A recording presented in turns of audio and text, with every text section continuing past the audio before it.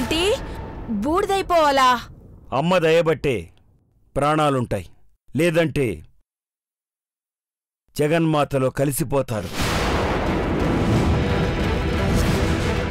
సిద్ధాంతి గారు చెప్పిన నియమాలు అర్థం చేసుకున్నావు కదా నీలంబరి? అర్థమైందంటీ. ఈ దీక్ష నేను చేస్తానమ్మ గారు. ఆ నియమాలన్నీ నేను పాటిస్తాను. పెద్దబాబు గారిని కాపాడుకుంటాను.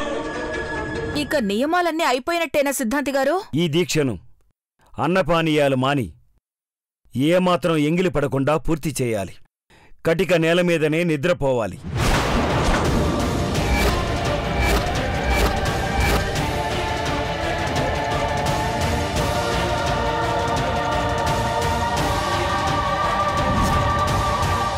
ఆ 3 రోజులు నీళ్లు తాగకూడదా? తాగకూడదు, తాగం కూడా.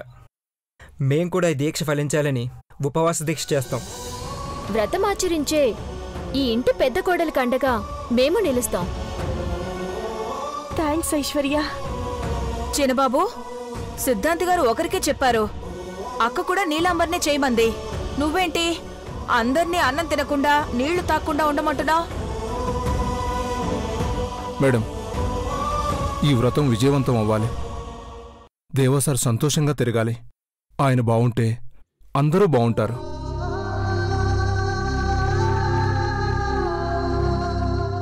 అందుకోసం మనం చేయాల్సిన త్యాగం 3 రోజులు ఏమీ తినకుండా తాగకుండా ఉండటమే కదా. ఇందులో నీలుకు మాత్రం మినహాయింపు ఉంటుంది. ఎందుకంటే చిన్నపిల్లాడి మనస్తత్వం, మానసిక స్థితి సరిగ్గా లేనివాడు మందులేసుకుంటున్నాడు కదా. అవును, అందరం దీక్షకి సమ్మతిస్తున్నాం. అందరూ డిసైడ్ అయ్యాక నేను కూడా ఓకే అనాల్సిందే కదక్కా. దేవేంద్ర కోసం ఇంతమంది త్యాగం చేయటం విశేషం. అమ్మా నీలంబరి,